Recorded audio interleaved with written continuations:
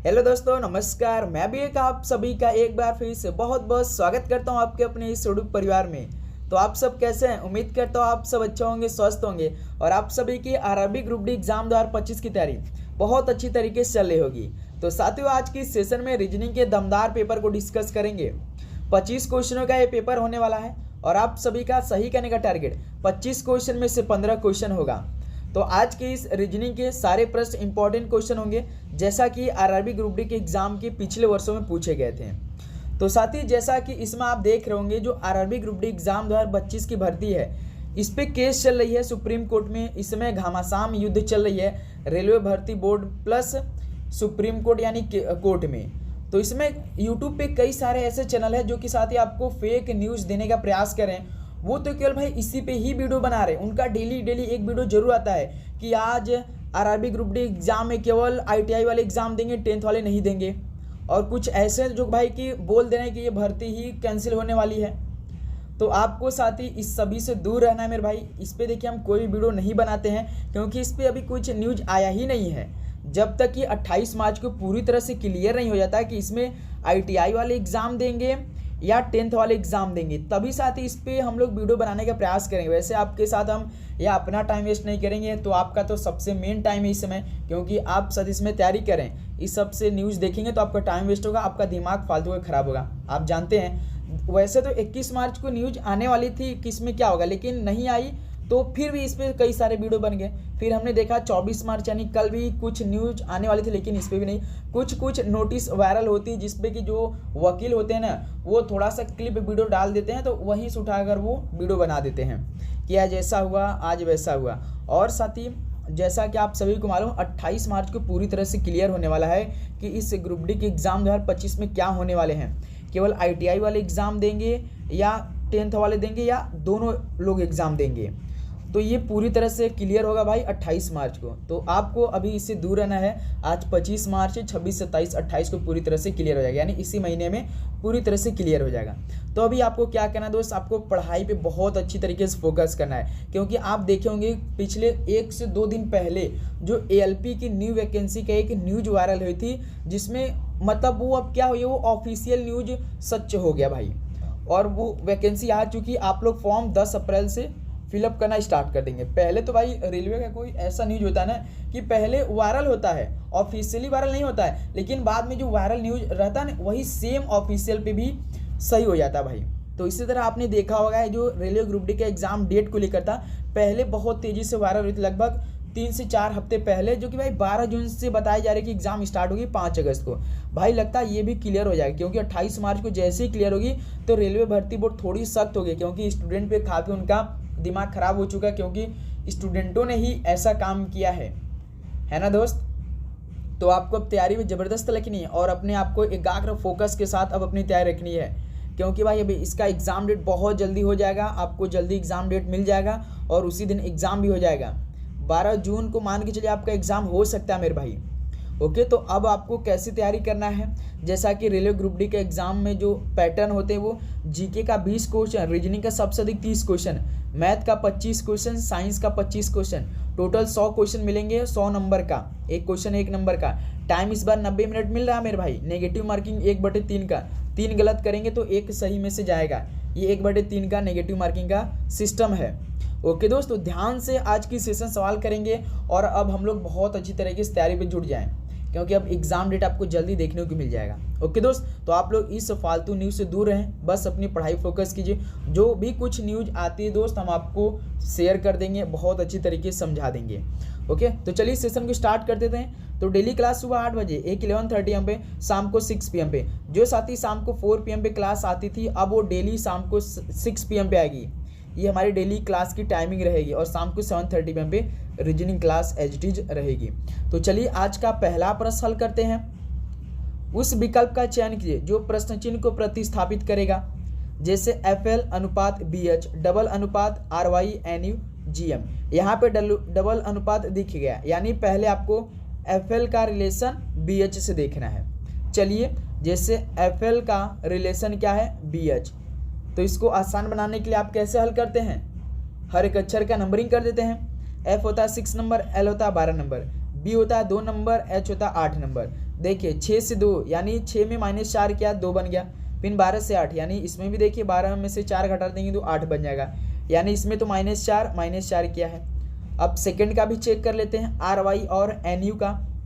R Y, उसके बाद N you, are होता है 18 और वाई होता है 25, एन होता है 14, यू होता है 21। तो 18 से 14 देखिए -4, 18 में जब -4 करेंगे तो 14 बन जाएगा। 25 से 21 देखिए 25 में से -4 करेंगे तो 21 बन जाएगा। यानी इसमें भाई पता चल चुका है कि -4 का रिलेशन चल रहा है। तो पूछा किसका, जीएम का, जीएम का पूछा है। तो पहले तो जी का 7 करते हैं, एम का 13 नंबर करते हैं। तो 7 में से 4 घटाएंगे, 13 में से 4 घटाएंगे, 7 में से 4 घटाएंगे तो 3 आएगा, 13 में से 4 घटाएंगे तो 9 आएगा। 3 पे कौन होता है अक्षर, सी होता है, और 9 पे कौन अक्षर होता है, आई होता है, यानी कंपाउंड इंटरेस्ट। कौन दोस्त, कंपाउंड इंटरेस्ट, यानी सी आई आएगा। जीएम का रिलेशन किससे हो जाएगा, प्रश्नवाचक के चिन्ह की जगह पे सी आई हो जाएगा। देखिए पहला ऑप्शन दे रखा है, यानी पहले का ए ऑप्शन बिल्कुल राइट आंसर हो जाएंगे। तो उम्मीद करूं दोस्त ये प्रश्न आपको बहुत अच्छी तरीके से समझ में आया होगा। चलिए अगला सवाल को हल करते हैं। क्वेश्चन नंबर 2 क्या दे रखा है, यदि अंग्रेजी वर्णमाला के अक्षरों को विपरीत क्रम में लिखा जाता तो कौन सा अक्षर बाएं से 9वें अक्षर के दाएं से दूसरे स्थान पर है। तो साथ ही इस बार देखिए जो अंग्रेजी वर्णमाला के अक्षर हैं इनको विपरीत क्रम में लिखने के लिए बोल रहा है, यानी ABCD से नहीं जेड से यानी उल्टा से लिखने के लिए बोल रहा है। जो अंग्रेजी वर्णमाला होते हैं, जैसे आप तो अंग्रेजी कैसे लिखते हैं वर्णमाला ABCD, ये तो आपका स्टार्टिंग से शुरू से, लेकिन यहाँ पे देखिए यदि अंग्रेजी वर्णमाला के अक्षरों को विपरीत क्रम में यानी उल्टा दिशा में भाई जेड से बोल रहा है, जेड वाई एक्स, उसके बाद डब्ल्यू के पहले कौन होता है भाई, भी होता है, भी, फिर इसके बाद यू, फिर टी, फिर एस, फिर एस 19 होता है, तो आर होता है 18, क्यों होता है 17 भाई, 16 पे कौन होता है भाई, पी होता है, फिर इसके बाद ओ होता है, फिर एन होता है। अब हमें साथ ही इतना ही देखना है, क्योंकि देखिए पूछा क्या है, कौन सा अक्षर बाएं से 9वां, बाएं से 9वां यानी आपके लेफ्ट हैंड साइड से 9वां अक्षर देखना है पहले, फिर उसके बाद उसके 9वें अक्षर से दाएं से दूसरे स्थान पर देखना है। चलिए पहले हम लोग इस जेड से 9वां अक्षर देखते हैं, जेड से, क्योंकि भाई बाएं से पूछा यानी बायां लेफ्ट हैंड साइड कौन होगा हम लोग का, बायां हो इधर होगा जेड से। देखिए 1 2 3 4 5 6 7 8 9, यानी भाई बाएं से 9वां अक्षर कौन सा हो रहा है भाई, आर हो रहा है, ये आर हो रहा है। तो 9वें अक्षर के दाएं से दूसरे स्थान, अब इसके दाएं यानी राइट साइड कौन होगा भाई, आर के राइट साइड इधर ही होगा, यानी क्यू पी होगा मेरे भाई दूसर का अक्षर। आर के दूसर का स्थान में कौन हो रहा है, पी हो रहा है, यानी सेकंड का हम लोग का डी ऑप्शन देखिए पी दे रखा है, बिल्कुल ठीक है ना दोस्तों। ऐसे इस प्रश्न को हल करेंगे। पहले देखिए प्रश्न के अकॉर्डिंग हमने हर एक अंग्रेजी वर्णमाला को उनके विपरीत में लिख दिया है जेड वाई से, फिर उसके बाद उसी फिर अक्षर बाएं से हमने 9वां अक्षर चेक किया तो आर आया यहाँ जेड से, और इस आर के यानी 9वें अक्षर के दाएं से दूसरे स्थान, तो आर के राइट हैंड साइड कौन है भाई, दूसर का पी है, तो पी हम लोग का बिल्कुल राइट आंसर आ जाएंगे। ओके दोस्तों, ऐसे इस प्रश्न को हल करेंगे। तो उम्मीद करूंगा ये भी प्रश्न आपको बहुत अच्छी तरीके से समझ में आया होगा। चलिए अगला सवाल को हल करते हैं। क्वेश्चन नंबर 3, एक निश्चित कूट भाषा में FR एको को 35 के रूप में कूटबद्ध किया जाता है और माल्ट को 45 के रूप में कूटबद्ध किया जाता है, तब उसी भाषा में ट्रिम को किस प्रकार कूटबद्ध किया जाएगा। चलिए दोस्त इस प्रश्न को हल करिए। ये सवाल बहुत ईजी होते हैं, लेकिन कभी कभी यही सवाल हमको थोड़ा सा परेशानी में डाल देते हैं, कठिन पूछ दिया जाता है, लेकिन ऐसे सॉल्व करने के लिए एक ही नियम है भाई, बहुत ईजी होता है। सबसे पहले फ्राक को लिखिए और ये 35 लिखिए। पहला आप करेंगे हर एक अक्षर का नंबरिंग करेंगे। F होता है 6 नंबर, R होता है 18 नंबर, A होता है 1 नंबर, K होता है 11 नंबर, ये होता। अब इसको आपस में जोड़ देते हैं सभी नंबरों को, जैसे 6 18 कितना होगा 24, 24 1 25, 25 11 कितना होता है भाई 36 होता है, 36 होता है, लेकिन यहाँ पे 35, यदि हम लोग 36 में से घटा देते हैं तो 35 हो जाएगा बिल्कुल। इस बार देखिए पहले हमने क्या किया भाई, हर एक अक्षर का नंबरिंग करने के बाद उसको जोड़ा तो 36 मिला, लेकिन यहाँ तो 35 कोड किया है तो हमने 36 में से घटा दिया तो 35 मिल गया। उसी प्रकार माल्ट को भी चेक कर लेते हैं, क्या ऐसे ही जोड़ने के बाद एक माइनस कर रहा है 45 बना रहा है।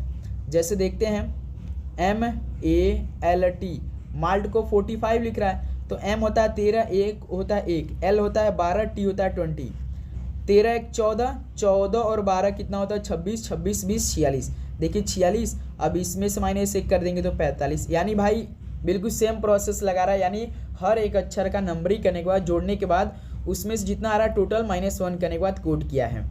तो पूछा किसका, ट्रिम का। ट्रिम आप लोग करते होंगे भाई, TRIM। जैसे T होता है 20, R होता है 18, I होता है 9, M होता है 13। तो पहले इन चारों नंबरों को जोड़िए, कितना आ रहा है 20, 18, 38, 38, 9 कितना होता है 47, 47 और 13 60।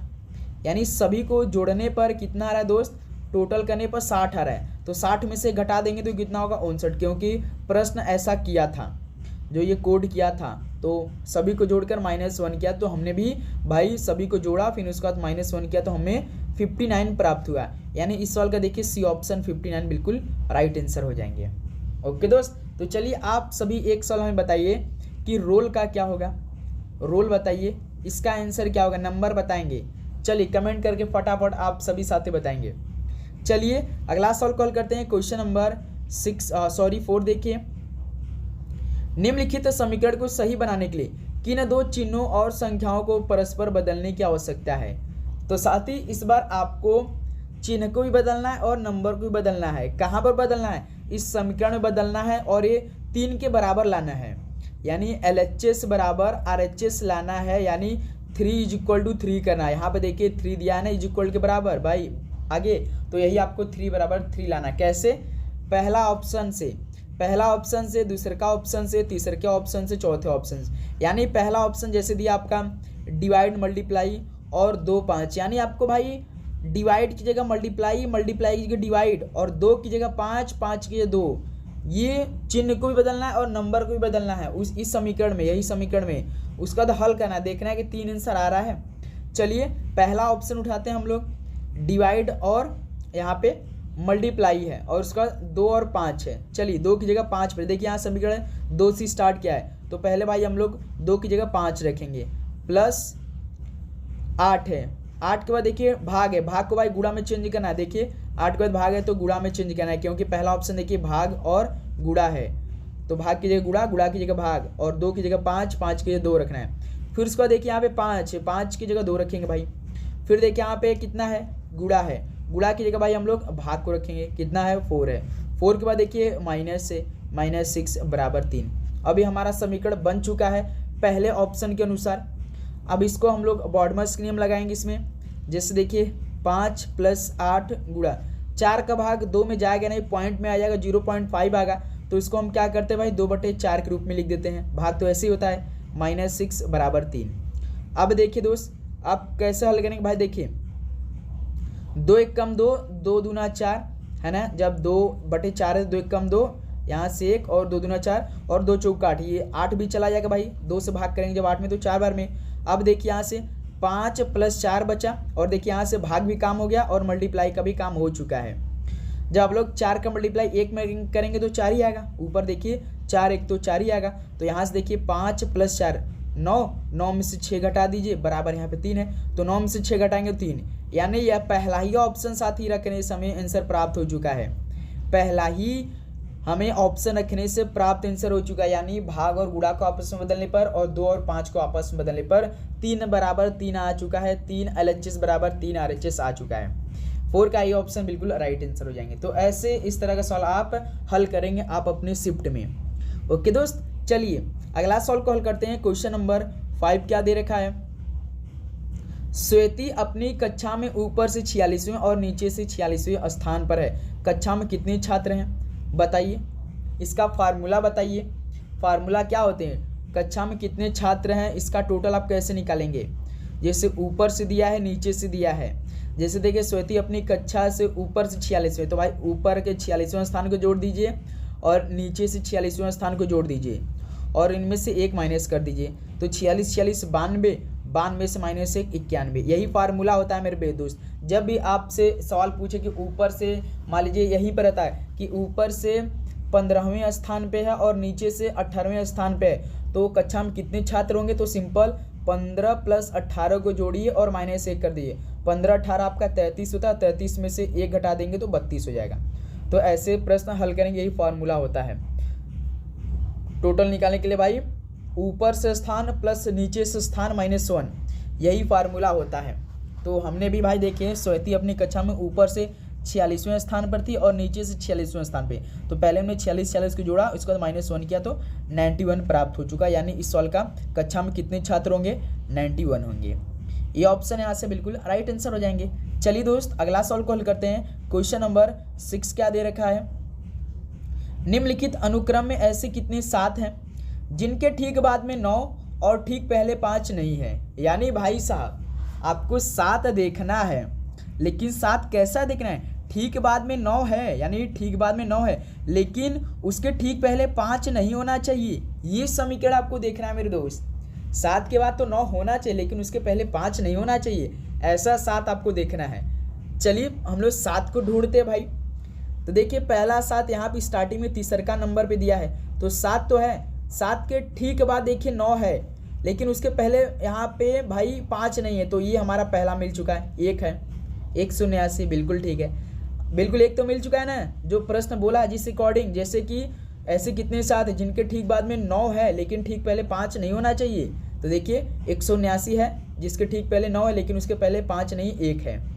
अब उसका देखिए यहाँ पे 7 है, 7 के ठीक बाद में 5 है भाई, लेकिन हमें तो 9 देखना है, तो ये भी नहीं होगा 7। फिर उसका देखिए 7 यहाँ पे है, 7 के ठीक बाद में 8 है, तो ये नहीं होगा क्योंकि ये ठीक बाद में 9 होना चाहिए। फिर उसका देखिए यहाँ पे 7 है, यहाँ पे मेरे दोस्त 7 है, 7 के ठीक बाद में देखिए 9 है। यहाँ पे देखिए 7 के ठीक बाद 9 है, लेकिन उसके ठीक पहले 5 नहीं है, तो 8 है। तो ये भी मिल चुका है, दूसरा का मिल चुका है 7, है ना दोस्त।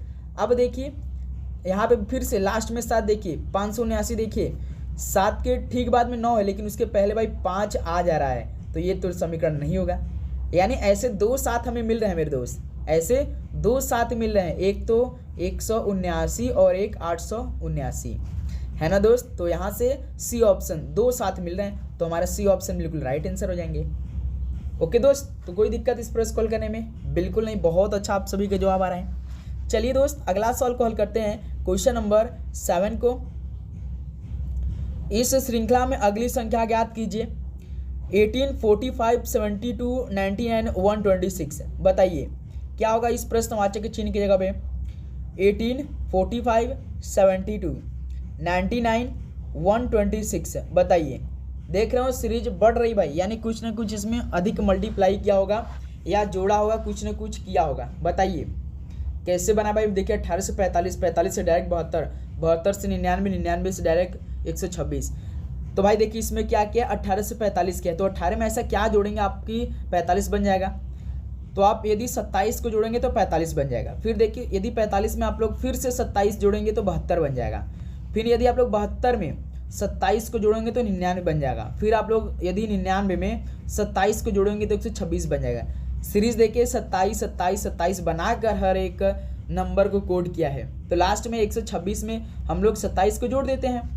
126 और 27 कितना होगा? 26 26 52 153, यानी 126 प्लस 27 153 होगा। यानी इस प्रश्नवाचक के चिन्ह की जगह कितना आंसर आएगा? 153 आएगा, यानी ऑप्शन बी 7 का बी ऑप्शन आपका दोस्त बिल्कुल राइट आंसर हो जाएंगे। ओके चलिए नेक्स्ट अगला सवाल को हल करते हैं। क्वेश्चन नंबर 8 क्या दे रखा है? प्रश्न चिन्ह के स्थान पर वह विकल्प रखें जो पहले युग्म पर लागू तर्क का अनुसरण करता हो, जैसे एच एस डबल अनुपात भाई सी उसका प्रश्नवाचक है।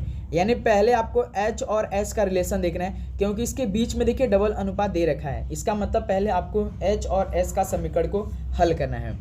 तो कैसे हल करेंगे इसको? तो सिंपल बनाने के लिए हम लोग इन अक्षरों का नंबरिंग कर देते हैं। एच होता 8 नंबर, एस होता 19 नंबर। देखिए यदि 8 से 19 जा रहा है, यानी 8 में प्लस 11 जोड़ दिया तभी तो 19 जा रहा है, तभी एच 8 होता है, एस 19। तो 8 तो देखिए होता है, 8 में 11 जब जोड़ेंगे तो 19 बन जाएगा। यदि हम साथी सी में 3 होता है नंबरिंग, यदि हम लोग इसमें 11 जोड़ देते हैं तो कितना होगा? 14। 14 पे कौन अक्षर होता है? एन होता है। सी एन देखिए ऑप्शन में है, ऑप्शन डी ऑप्शन देखिए है, एन है यहाँ पे, यानी इस सॉल्व का डी ऑप्शन बिल्कुल राइट आंसर हो जाएंगे। तो इसमें क्या किया था भाई? सिंपल नंबरिंग करने के बाद उसमें प्लस 11 को जोड़ा था, 11 जोड़ने के बाद कोड किया था। ओके दोस्त, तो हमने भी सी होता है 3 नंबर, 3 में 11 जोड़ा 14, हमें तो अक्षर से मतलब है, तो 14 पे कौन सा अक्षर आता होता है? एन होता है। तो यहाँ से देखिए डी ऑप्शन एन दे रखा है, तो हमारा बिल्कुल राइट आंसर हो जाएंगे। चलिए अगला सवाल कॉल करते हैं। क्वेश्चन नंबर 9 को, प्रश्न चिन्ह के स्थान पर वह विकल्प रखिए जो पहले युग्म पर लागू तर्क का अनुसरण करता हो। चाय का संबंध पेय से तो डीजल का संबंध किससे हो जाएगा? ये सिंपल सवाल है। जैसे आप जानते हैं कि चाय एक प्रकार का पीने वाला योग्य पेय है, तो डीजल एक क्या होता है भाई? ईंधन का होता है। सी ऑप्शन बिल्कुल राइट आंसर हो जाएंगे। डीजल एक प्रकार कैसा ईंधन होता है, तो सी ऑप्शन बिल्कुल राइट आंसर हो जाएंगे। चलिए अगला सवाल को हल करिए, क्वेश्चन नंबर 10 को। जैसे सवाल दिया है कि मछली का संबंध फिन से, यहाँ पे डबल अनुपात, तो आपको पहले मछली और फिन का समीकरण देखना है, उसके बाद पक्षी का रिलेशन बताना है, पक्षी का संबंध बताना है। बताइए क्या हो जाएगा? पक्षी का पंख होगा, समय होगा, सफलता होगा या घड़ी होगी? बताइए। जो फिन होता है वो साथी मछली की गति में सहायता करता है भाई। जो फिन होता है ना, ये मछलियों की गति में मदद करता है, आगे में मदद करता है, जाने में, तैरने में मदद करता है। तो उसी प्रकार भाई पक्षी को उड़ने में क्या मदद करता है भाई? पंख मदद करता है, या पक्षियों की गति में मदद करता है पंख, यानी ए ऑप्शन यहाँ से आपका बिल्कुल राइट आंसर हो जाएंगे। चलिए अगला सवाल को बताइए, क्वेश्चन नंबर 11। प्रश्न चिन्ह के स्थान पर वह विकल्प रखे जो पहले युग्म पर लागू तर्क का अनुसरण करता हो। जैसे 2017 है, 2017 को भाई केवल 30 बनाया है, कैसे बनाया क्या भाई? बताइए। उसका देखिए यहाँ पर डबल अनुपात है, उसका लास्ट में 2557 को बताना आपको।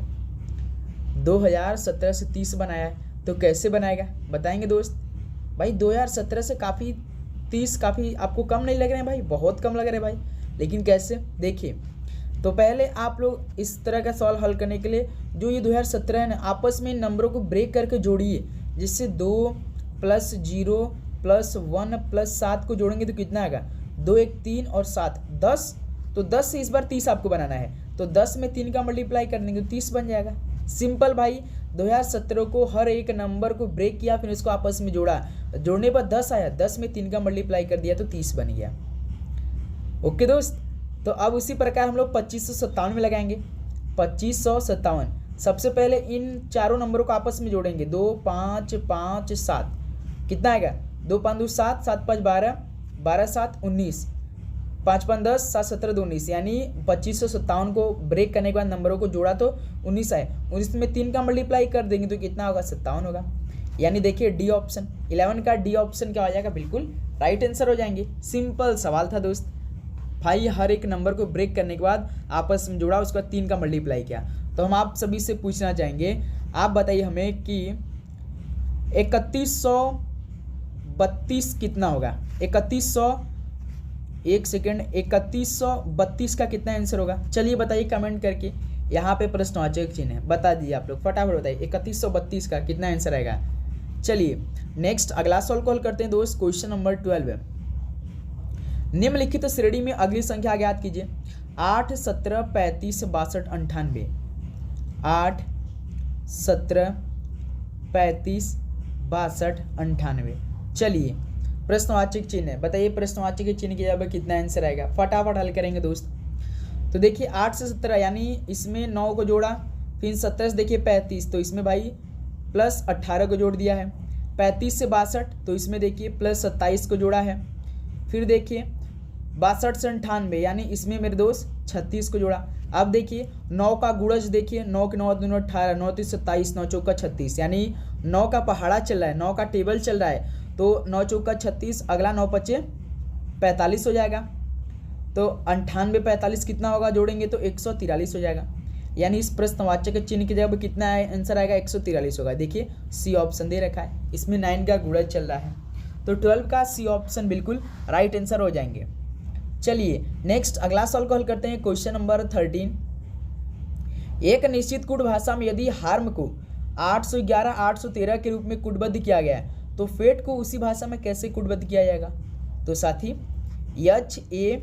HARM, हार्म को कितना कोड किया है?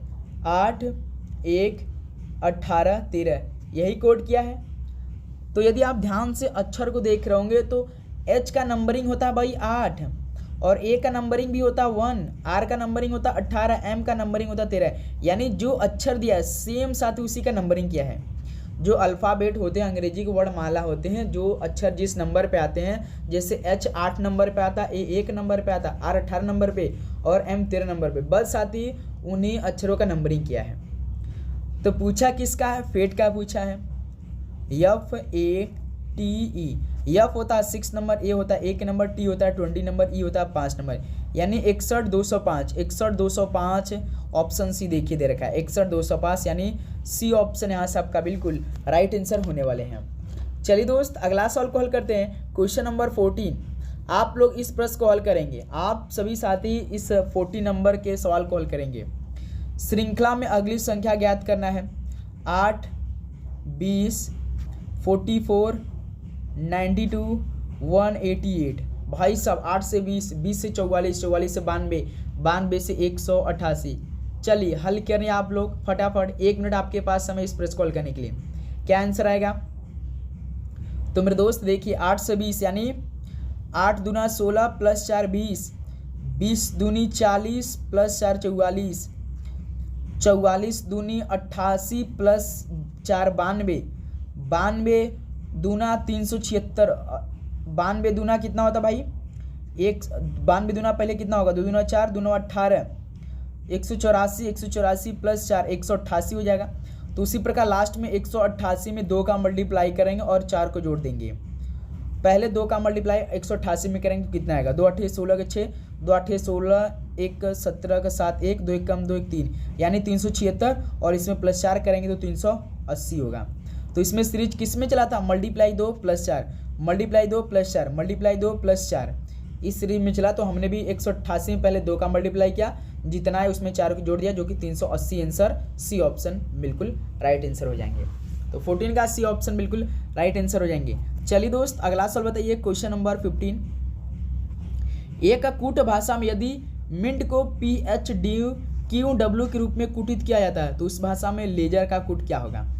चलिए दोस्त इस प्रश्न को हल किया जाए। MEANT, मिंट को क्या कोड किया है? PHDQW, यही कोड किया है। तो आप कैसे प्रश्न कॉल करेंगे? पहले तो हर एक अक्षर का नंबरिंग कर देते हैं। M होता है 13 नंबर, E होता है 5 नंबर, A होता है 1 नंबर, N होता है 14 नंबर, T होता है 20 नंबर, P होता है 16, H होता है 8, D होता है 4, Q होता है 17, W होता है 23। देखिए 13 से 16 यानी +3, 5 से 8 +3, 1 से 4 यानी +3, 14 17 +3, 20 से 23 +3। तो इसमें सीरीज भाई +3 से कोड किया गया है। तो पूछा किसका? लेजर का पूछा है, LASER। तो L तो होता है 12, A होता है 1, S होता है 19, E होता है 5, R होता है 18। तो +3 +3 +3 +3 +3 यही करना है। 12 3 15, 15 पे O होता है, 3 1 4, 4 पे D होता है, 19 3 22, 22 पे कौन होता है? V होता है। ODV चेक कर लेते हैं किस option? ODM, OCN, ODN, ODV। देखिए D ऑप्शन ODV, और किसी ऑप्शन में नहीं है भाई ODV।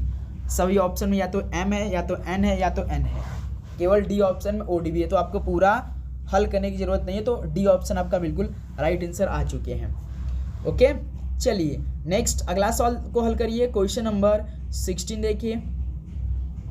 पहले युग में प्रयुक्त तर्क के अनुसार प्रश्न चिन्ह के स्थान पर क्या आएगा? गरीब अमीर अपलोड।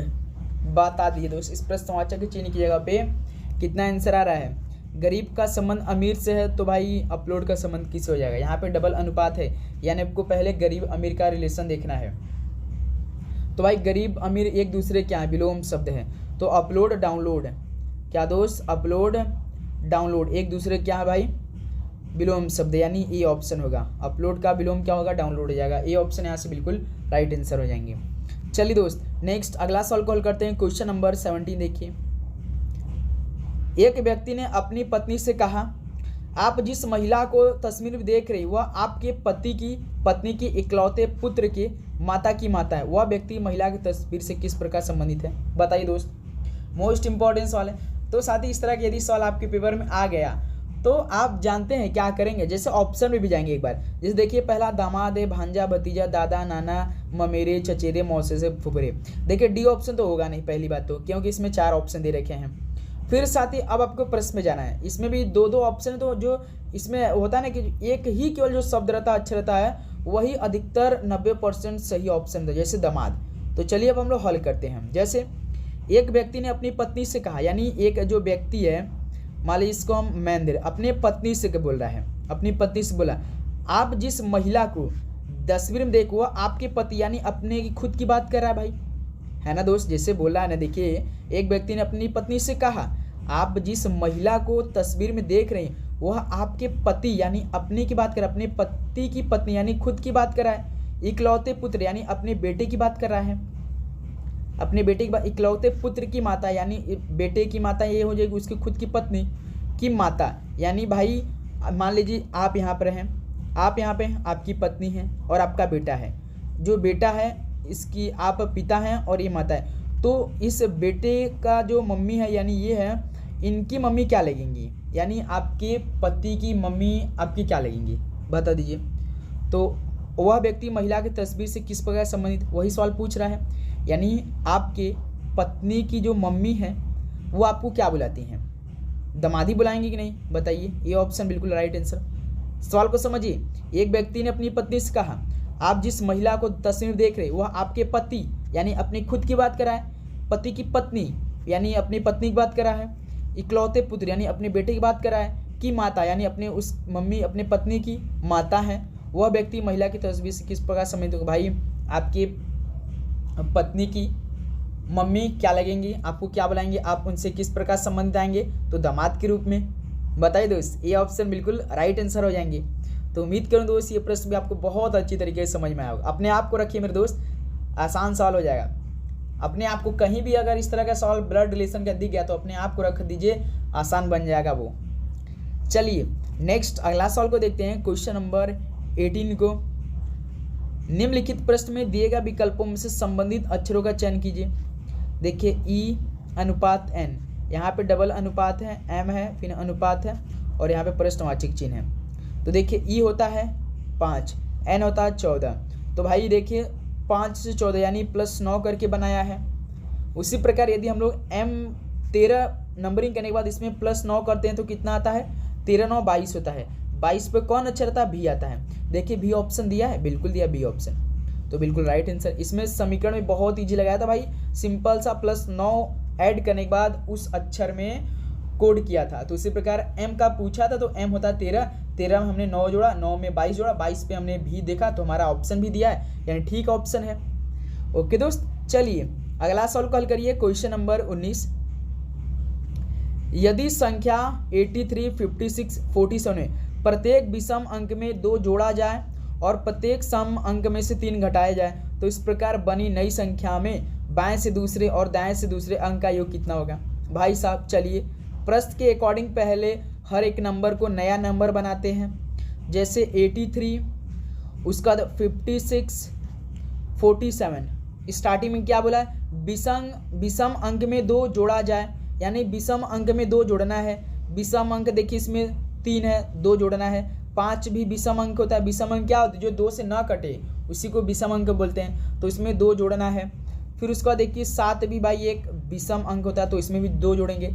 अब उसके बाद प्रत्येक सम अंक में से 3 घटाया जा रहा है, यानी जो सम संख्या है इनमें से 3 घटाया जा रहा है, यानी 8 सम है तो 3 घटाइए, 6 भी सम है तो इसमें भी 3 घटाइए, 4 भी सम है तो इसमें भी 3 घटा दीजिए। अब हमें नया निर्मित संख्या बनाना है। बिल्कुल 8 में से 3 घटाएंगे तो 5, 3 में से 3 2 जोड़ेंगे तो 5, 5 में 2 जोड़ेंगे तो 7, 6 में से 3 घटाएंगे तो 3, 4 में से 3 घटाएंगे 1, 7 में 2 जोड़ेंगे तो 9 हो जाएगा। ये हमारा नया नंबर बन चुका है। अब सवाल क्या पूछा है, तो इस प्रकार बनी नई संख्या, यानी इस प्रकार बनी नई संख्या, ये संख्या नई बन चुकी है। बाएं से दूसरा, बायां से यानी लेफ्ट हैंड साइड से दूसरा, दाएं से दूसरा यानी राइट साइड से दूसरा, तो अंक का योग, यानी देखिए बाएं से दूसरा 5 मिल रहा है और दाएं से दूसरा यानी राइट साइड से 1 बन रहा है, तो इनका योग कितना होगा, 6 होगा। यानी ऑप्शन देखिए डी दे रखा है। सिंपल सवाल 19 का डी ऑप्शन क्या हो जाएगा, बिल्कुल राइट आंसर हो जाएंगे। ओके दोस्त, चलिए अगला सवाल को हल करिए। क्वेश्चन नंबर 20 क्या दे रखा है मेरे दोस्त, निम्नलिखित में से संख्याओं का कौन सा परिवर्तन दिए गए समीकरण को सही बना देगा। और यहाँ पे समीकरण दिया है, आपको 9 के बराबर 9 करना है, यानी इस बार साथ ही चिन्ह के बदले आपको नंबर ही बदलना है। वैसे तो आप देखते होंगे ऐसा सवाल हर एक चिन्ह को बदलने के लिए आता है, लेकिन आज साथ ही नंबर बदलना आपको। कैसे बदलेंगे, ये पहला ऑप्शन उठाएंगे 2 और 4, तो इस समीकरण में रखेंगे 2 की जगह 4 रखेंगे, 4 की जगह 2 रखेंगे, उसके बाद समीकरण को हल करेंगे और देखेंगे क्या 9 आंसर आ रहा है, तभी वो ऑप्शन ठीक होगा। चलिए प्रैक्टिकली करेंगे भाई हम लोग। जैसे देखिए पहला 2 है तो 2 को जगह 4 रखें क्योंकि 2 4 को आपस में बदलना है, और इंटू 10, उसके बाद डिवाइड 8, उसके बाद +6 -4 है यहाँ पर देखिए, तो इसकी जगह 2 रखेंगे 9। अब इसको हम लोग हल कर सकते हैं बॉडमस नियम लगा के। कैसे देखिए, 4 × 10, भाई 8 का भाग 10 में जाएगा नहीं तो इसको हम बट्टे में लाएंगे, +6 - 2 = 9।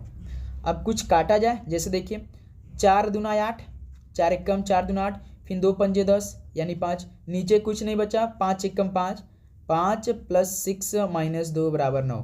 देखिए 6 × 5 = 11, 11 में से 2 घटाएंगे 9, यानी दोस्त पहला ही ऑप्शन हमें मिल चुका है। पहला ही ऑप्शन बदलने पर 2 और 4 को तो भाई LHS = RHS हो चुका है, यानी 9 = 9 हो चुका है, यानी पहला ऑप्शन रखने के बाद, है ना दोस्तों। आप जब 2 और 4 को इस समीकरण में रखेंगे तो आप देखेंगे तो 9 = 9 आ जाएगा, यहाँ पे आपको दिखाई दे रहा होगा। तो 20 का ए ऑप्शन बिल्कुल राइट आंसर हो जाएंगे। चलिए नेक्स्ट अगला सवाल को हल करते हैं, क्वेश्चन नंबर 21 को। निम्नलिखित पदों में से कौन सा प्रश्न चिन्ह को प्रतिस्थापित करेगा और दी गई श्रृंखला को पूरा करेगा।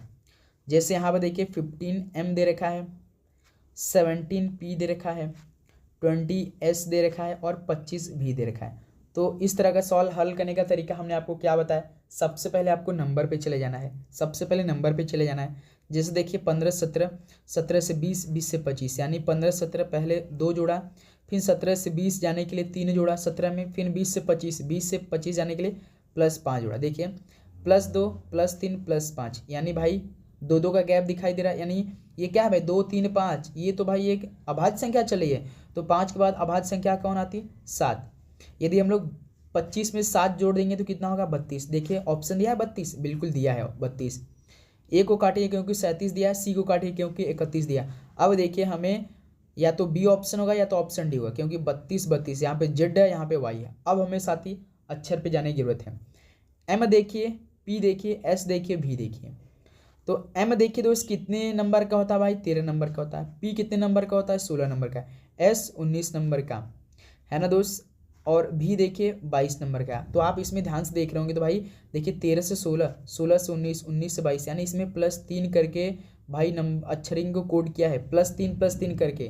तो उसी प्रकार यदि हम लोग भी में +3 जोड़ते हैं तो यानी 22 में 3 जोड़ेंगे तो कितना हम लोग का आएगा 25। 25 पे कौन सा अक्षर होता है वाई होता है, यानी 32 वाई होगा मेरे दोस्त, 32 वाई होगा। यानी इस सवाल का देखिए कौन सा ऑप्शन होगा, डी ऑप्शन, 21 का डी ऑप्शन बिल्कुल राइट आंसर हो जाएंगे। तो एक बार फिर से आप समझेंगे साथी, जैसे आपने नंबरों को हल किया तो 32 प्राप्त हुआ। अब उसी प्रकार जब आप लोग साथी अक्षर को हल करेंगे, अक्षर को पहले आप लोग हल करेंगे बहुत अच्छी तरीके, 1 सेकंड अक्षर को पूरी तरह से हल करेंगे। अभी काफ़ी स्टूडेंट का आंसर नहीं समझ में आ रहा है, तो देखिए उसके बाद हम लोग दोस्त अक्षर पे चलेंगे। जैसे देखिए एम होता है 13 नंबर, पी होता है 16 नंबर, एस होता है 19 नंबर, भी होता है 22 नंबर पे। आप देखिए 13 से 16 यानी +3, 16 से 19 +3, 19 से 22 यानी +3। तो उसी प्रकार प्रश्न के अकॉर्डिंग यदि 22 में हम लोग +3 को जोड़ देते हैं तो 25, 25 पे कौन अक्षर आता है वाई। जो हमने नंबर को हल किया था तो हमें 32 मिला था, तो देखिए जब अक्षर को हल किया तो वाई मिल चुका, यानी 32 वाई। यहाँ से आप सभी को समझ में आ चुका होगा, यानी 21 का डी ऑप्शन बिल्कुल राइट आंसर हो जाएंगे। ओके चलिए नेक्स्ट अगला सवाल को हल करते हैं। क्वेश्चन नंबर 22 क्या दे रखा है मेरे दोस्त, यह प्रश्न निम्नलिखित 3 अक्षरों वाले शब्दों पर आधारित है। जैसे बायां पक्ष देखिए मैट, क्राई, नीब, डॉन।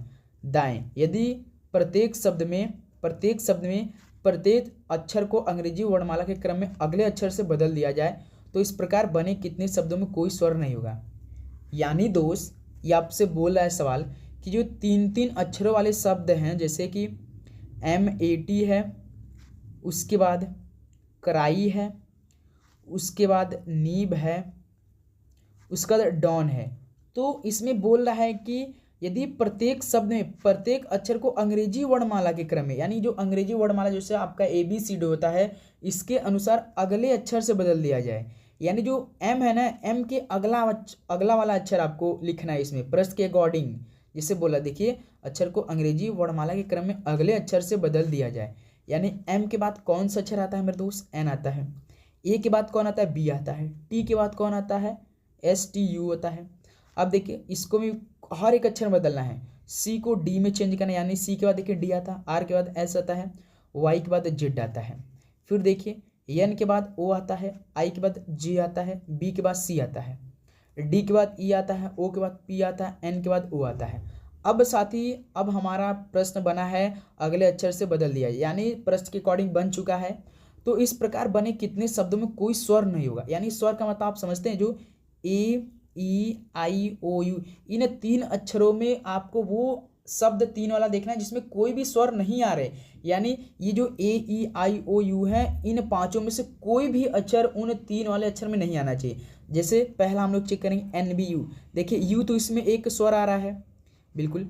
डी एस जेड, देखिए इसी में एक भी भाई ए ई ओ यू ने स्वर नहीं आ रहे हैं, ए ई आई ओ यू नहीं आ रहे इस डी एस जेड में, यानी हमें मिल चुका है एक। उसके बाद देखेंगे ओ जेड सी, भाई ए ई ओ होते हैं स्वर, लेकिन है इसमें ओ जेड सी में।